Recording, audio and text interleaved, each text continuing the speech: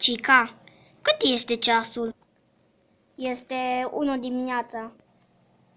Ghiciți cine sunt? Cum mă cheamă? Păi desigur că te cheamă Bonnie. Înainte să ne ducem să omorâm polițistul, vreți să cântăm?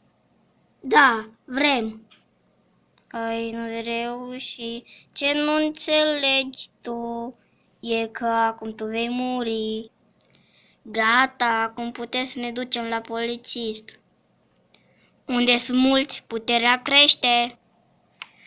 Eu sunt Bonnie și vă urez ziua copilului fericită și vă rog să dați un like pentru că cred că v-a plăcut și Cica vrea să vă transmită ceva în direct.